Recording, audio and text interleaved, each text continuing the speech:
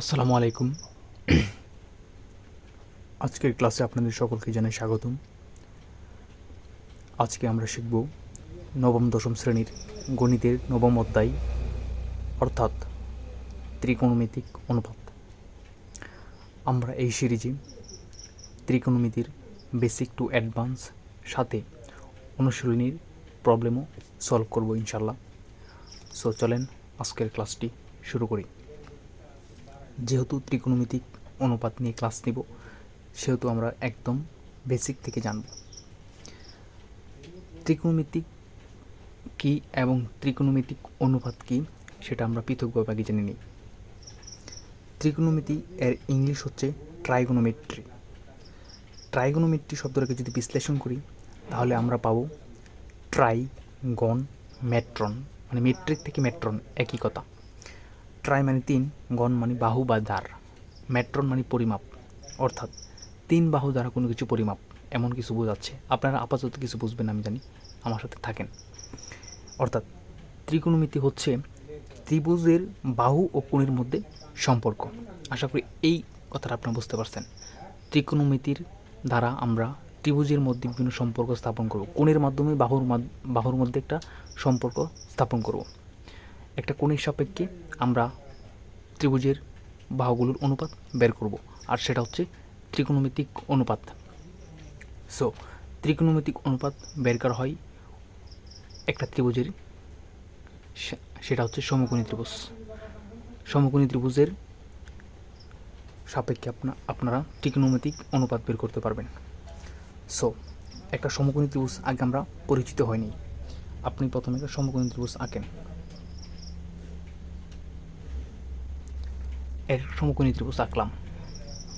আমরা জানি সমকোণী ত্রিভুজ মানে একটি কোণ 90 ডিগ্রি, একটা কোণ 90 ডিগ্রি থাকবে। আর নাম দেন আপনি পি ও এম।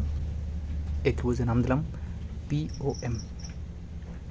সমকোণের বিপরীত বাহুটাকে বলা হয় অত্রিভুজ। অত্রিভুজ এটা আমরা জানি। এবং সমকোণের সাথে যে বাহুটি খাড়াভাবে থাকে সেটাকে ধরি আমরা লম্ব সচরাচর ধরি, এবং অপর বাহুটাকে ধরি আমরা ভূমি। আশা করি বুঝতে পারছেন। ত্রিকোণমিতিক অনুপাত বের করা হয় কোন ত্রিভুজের? সমকোণী ত্রিভুজের। সমকোণ অর্থাৎ একটি কোণ 90 ডিগ্রি থাকবে এটাকে, এবং অপর দুইটা কোণের সাপেক্ষে আমরা ত্রিকোণমিতিক অনুপাত বের করব। একটা ত্রিভুজের একটা কোণের সাপেক্ষে 6টি ত্রিকোণমিতিক অনুপাত বের করা যায়। সেই 6টি ত্রিকোণমিতিক অনুপাত কি, এখন আমরা সেটা দেখি। একটা হচ্ছে আপনার ত্রিকোণমিতিক অনুপাত সাইন, আরেকটা হচ্ছে আপনার কস, আরেকটা হচ্ছে টেন, এবং আরেকটা হচ্ছে আপনার কোসেক, আরেকটা হচ্ছে আপনার সেক, আরেকটা হচ্ছে কট। আশা করি আপনারা এই পর্যন্ত বুঝতে পারছেন। অর্থাৎ আপনি একটি কোণের সাপেক্ষে ত্রিভুজের 6টি ত্রিকোণমিতিক অনুপাত বের করতে পারবেন। এখন কোন কোণের সাপেক্ষে সেটা এখন দেখি আমরা। ধরেন একটা ত্রিভুজ আঁকেন, আবার এই ত্রিভুজটা আবার আঁকেন, সমকোণী ত্রিভুজটা আবার আঁকেন। সমকোণী ত্রিভুজটা পি ও এম, এই ত্রিভুজের মধ্যে এটা হচ্ছে সমকোণ। ধরেন ত্রিকোণমিতিক অনুপাত বের করা হয় একটা কোণের সাপেক্ষে, এবং সেই কোণটা কি? সমকোণী ত্রিভুজের সূক্ষ্মকোণ দ্বয়ের সাপেক্ষে আপনার ত্রিকোণমিতিক অনুপাত বের করতে পারবেন। ধরেন এই কোণটা সূক্ষ্মকোণ এবং এই কোণটাও সূক্ষ্মকোণ। অর্থাৎ সূক্ষ্মকোণ কাকে বলে? 0 ডিগ্রি থেকে বড় এবং 90 ডিগ্রি থেকে ছোট ওই কোণটাকে বলা হয় সূক্ষ্মকোণ। এই ত্রিভুজের এই উভয় দুইটা কোণই সূক্ষ্মকোণ, কারণ এরা 90 ডিগ্রি থেকে ছোট এবং 0 ডিগ্রি থেকে বড়। এখন আমি বলছি কি, ত্রিকোণমিতিক অনুপাত বের করা হবে সূক্ষ্মকোণের সাপেক্ষে। সমকোণী ত্রিভুজের সূক্ষ্মকোণের সাপেক্ষে আপনার ত্রিকোণমিতিক অনুপাত বের করা হবে। তো ধরেন এই কোণটার ধরলাম থিটা, এবং কোন আপনারা জানেন যে কোণকে প্রকাশ করা হয় থিটা, আলফা, বিটা, এইসব গ্রিক বর্ণমালার মাধ্যমে অনেক সময় প্রকাশ করা হয় কোণকে। সো আমি চাচ্ছি এই কোণের সাপেক্ষে 6টি ত্রিকোণমিতিক অনুপাত বের করব। এখন আপনাদেরকে একটা হিন্স দিয়ে রাখি, একটা গুরুত্বপূর্ণ আইডিয়া দিয়ে রাখি। সেটা হচ্ছে যে কোণের সাপেক্ষে আপনি ত্রিকোণমিতিক অনুপাত বের করবেন, ওই কোণের বিপরীত বাহুটা হচ্ছে সবসময় লম্ব।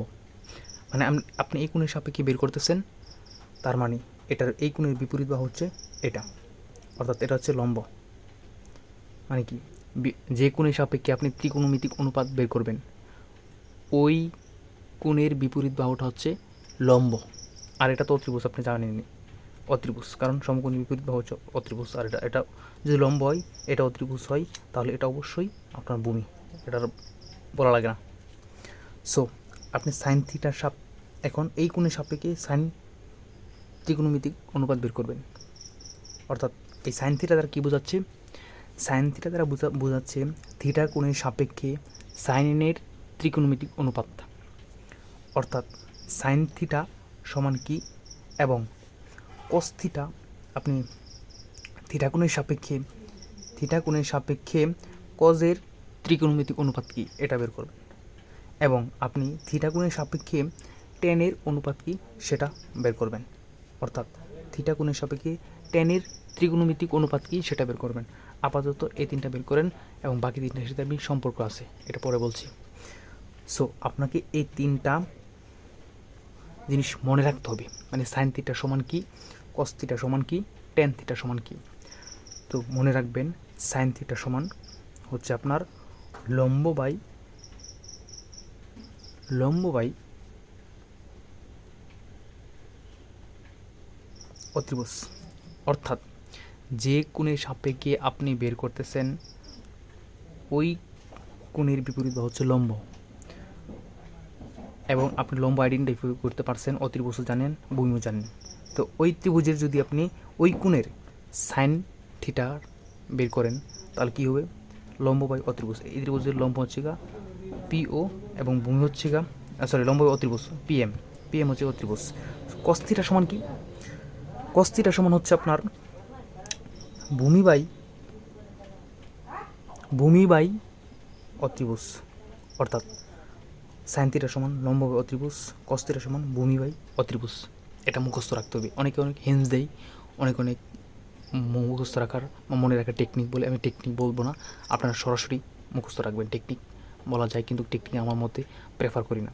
আপনি সরাসরি সাইন থিটা সমান লম্ব বাই অত্রিভুজ, কস থিটা সমান ভূমি বাই অত্রিভুজ, এটা মনে রাখবেন।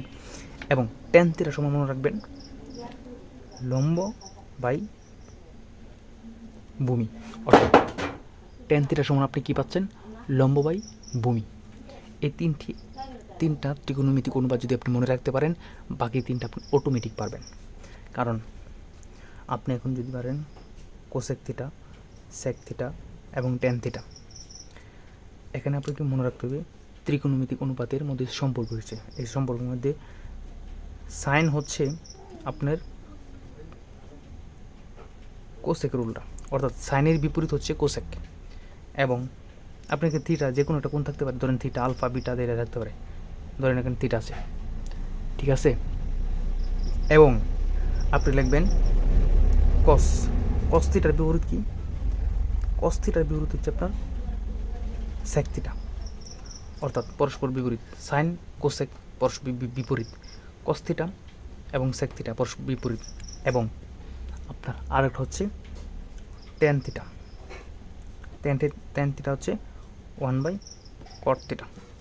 অর্থাৎ আপনি যদি সাইন কস টেন এই তিনটি জানেন, বাকি তিনটি আপনি অটোমেটিক বের করতে পারবেন। কারণ সাইনের বিপরীত হচ্ছে কোসেক, কস থিটার বিপরীত হচ্ছে সেক থিটা, এবং টেন থিটার বিপরীত হচ্ছে আপনার কট থিটা। তো আপনি এখানে সাইন থিটা সমান বের করতে পারছিলেন লম্ব বাই অত্রিভুজ। তো এই কোসেক থিটা কী হবে? এর উল্টা, অর্থাৎ অত্রিভুজ বাই লম্ব। আশা করি বুঝতে পারছেন, সংক্ষিপ্ত করে লিখতেছি। এবং সেক থিটা সমান তাহলে কী হবে একটু ভাবেন তো। কস থিটা যদি হয় ভূমি বাই অত্রিভুজ, তাহলে সেক থিটা হবে কি? অত্রিভুজ বাই ভূমি। বুঝতে পারছেন? ঠিক আছে। দেন আপনি কট থিটা সমান কি লিখবেন? টেন থিটা যদি হয় লম্ব বাই ভূমি, তো কট থিটা সমান ভূমি বাই লম্ব। এটা বলা লাগে না আপনাদের। সো ত্রিকোণমিতির একদম বেসিক যে একটা কনসেপ্ট, সেটা আপনারা আশা করি বুঝতে পারছেন ত্রিকোণমিতি কি, অর্থাৎ ত্রিভুজের বাহু ও কোণের মধ্যে সম্পর্ক নির্ণয়ের যে একটা প্রক্রিয়া বা প্রসেস, ত্রিভুজ সংক্রান্ত বিভিন্ন সমস্যার সমাধান নির্ণয়ে আমরা ত্রিকোণমিতি ব্যবহার করে থাকি এবং সেই ত্রিকোণমিতির একটা কোণের সাপেক্ষে 6টি অনুপাত বের করতে পারবেন। অর্থাৎ যে কোনো একটি সমকোণী ত্রিভুজের শুকোণের সাপেক্ষে আপনি 6টি ত্রিকোণমিতিক অনুপাত বের করতে পারবেন। 6টি হচ্ছে সাইন, কস, টেন, কোসেক, সেক এবং কট। এবং সাইন, কস, টেন এই তিনটার বিপরীত রয়েছে কোসেক, সেক এবং কট। আশা করি আপনারা বুঝতে পারছেন। এখন আমরা আরেকটু বিস্তারিত জানি ত্রিকোণমিতিকের অনুপাত তৈরির মধ্যে আরও যে সম্পর্ক রয়েছে সেই সম্পর্ক নিয়ে এখন আমরা জানব। এখন আপনাদেরকে আমি একটা হোমওয়ার্ক দিচ্ছি। এতক্ষণ আমি একটা ত্রিভুজ এঁকেছিলাম, ওই ত্রিভুজের সাপেক্ষে ত্রিকোণমিতিক অনুপাত বের করছি। এখন আপনাদেরকে আমি দিয়ে দিচ্ছি যে অন্য একটা কোণের সাপেক্ষে ত্রিকোণমিতিক অনুপাত বের করবেন। এটা আপনাদের হোমওয়ার্ক বাড়িতে করবেন ইনশাল্লাহ। ধরেন এটা হচ্ছে একটা ত্রিভুজ, সমকোণী ত্রিভুজ, নাম দিলাম এ বি সি, অর্থাৎ সি কোণ হচ্ছে আপনার 90 ডিগ্রি এবং আমি বললাম এই কোণটা হচ্ছে আপনার আলফা, এই কোণটা হচ্ছে আপনার থিটা। আমি আপনাকে কোয়েশ্চেন করলাম আলফা কোণের সাপেক্ষে 6টি ত্রিকোণমিতিক অনুপাত বের করেন। তো আপনি কীভাবে বের করবেন ইনশাআল্লাহ আশা করি আপনারা খাতায় করবেন।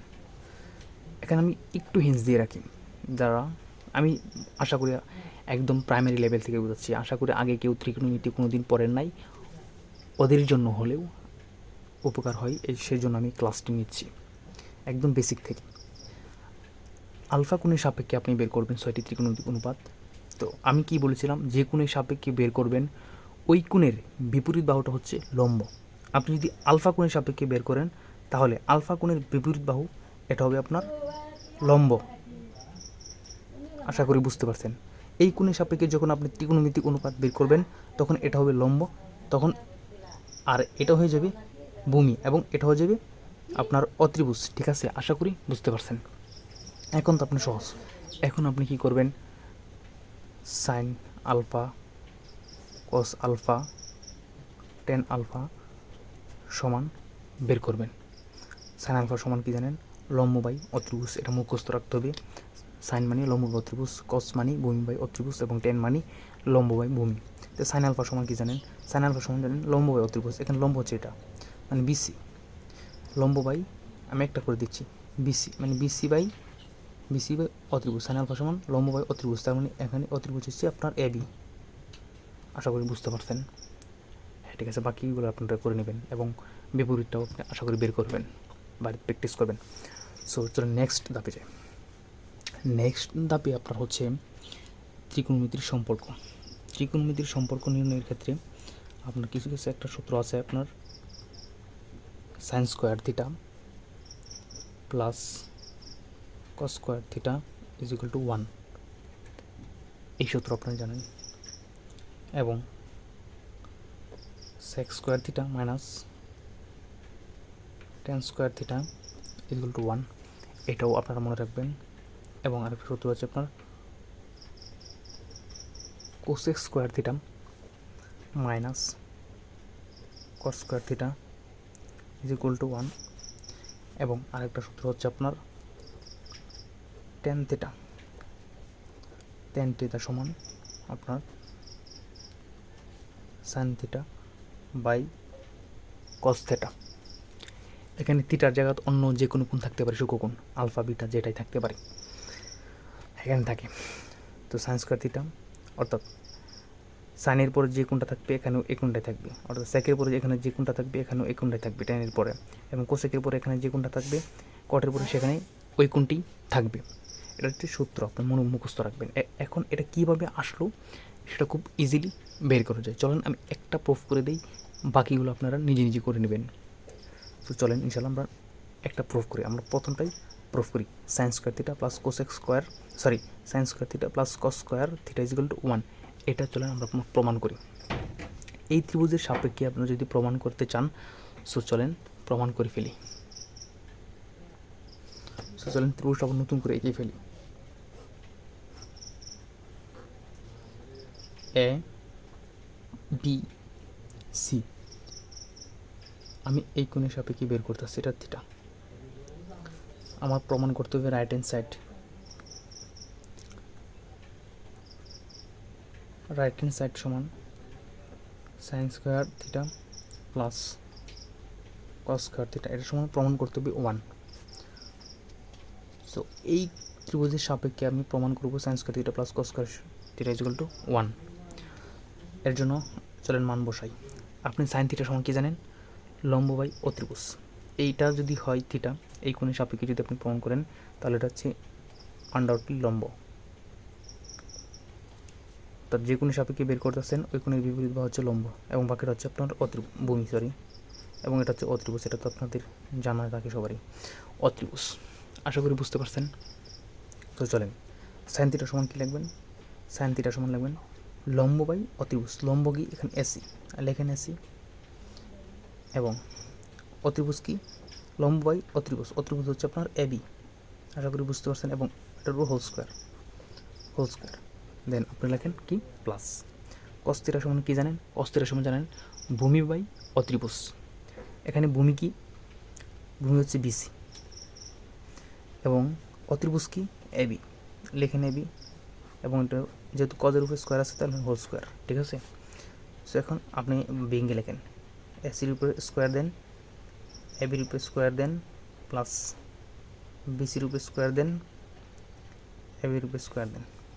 এখন বাচ্চাদের কাছে একটু লসাগু নেন তো, এখান থেকে একটা লসাগু নেন, এবি স্কোয়ার লসাগু যান, তো আপনি এখানে করবেন AC square plus BC square. আশা করি বুঝতে পারছেন। সো এখানে একটা সূত্র পড়ে গেছে, আমাদের পিথাগোরাস সাহেব একটা সূত্র দিয়েছিলেন, বেসিক সূত্র, মানে সমকোণী ত্রিভুজের ভূমির উপর লম্ব প্লাস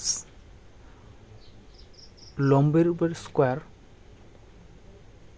সমান অত্রিভুজের উপর স্কোয়ার। অর্থাৎ সমকোণী ত্রিভুজের ক্ষেত্রে পিথাগোরাস সাহেব বলে গেছেন লম্ব স্কোয়ার প্লাস ভূমি স্কোয়ার ইজ ইকুয়াল টু অত্রিভুজ স্কোয়ার। এটা পিথাগোরাস সাহেব দিয়ে গেছেন। সো এখানে আপনি একটু লক্ষ্য করে দেখেন তো, এসি স্কোয়ার মানে এসি কি? লম্ব স্কোয়ার প্লাস বিসি কি? ভূমি স্কোয়ার, অর্থাৎ লম্ব স্কোয়ার প্লাস ভূমি স্কোয়ার। আপনি সমান কি লিখতে পারেন? অত্রিভুজ স্কোয়ার। তো লেখেন দেখুন অত্রিভুজ কোনটা? এবি, এই যে এবি স্কোয়ার, নিচে থাকছে আপনার AB square,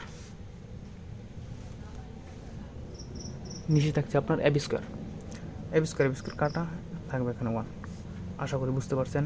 left hand side প্রমাণিত, অর্থাৎ সেম ক্যাটাগরিতে সেম পদ্ধতিতে আপনি বাকিগুলোরও প্রমাণ করতে পারবেন। আপনার বাড়িতে নিজেরা প্র্যাকটিস করবেন। যদি কোনো সমস্যা হয় আমাকে জানাবেন নিজের কমেন্ট করে, আমি কমেন্টের উত্তর দেওয়ার চেষ্টা করব ইনশাল্লাহ। আশা করি আপনারা ক্লাসটি সুন্দরভাবে এনজয় করেছেন। এটা ছিল একদম বেসিক একটা ক্লাস। দেন আমরা অনুশীলনীর প্রবলেমও সলভ করব ধারাবাহিকভাবে।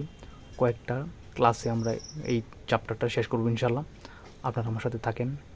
ক্লাসগুলো যদি ভালো লাগে, আপনারা মন চাইলে বন্ধুদের সাথে শেয়ার করতে পারবেন, চাইলে চ্যানেলটাকে সাবস্ক্রাইব করতে পারেন, লাইক কমেন্ট শেয়ার করতে পারবেন। আপনাদের উৎসাহ ইনশাল্লাহ অনেক দূর এগিয়ে যেতে চাই। আমার জন্য দোয়া করবেন। আশা করি সবাই এনজয় করেছেন ক্লাসটি। সো খুদা হাফেজ, আসসালামু আলাইকুম।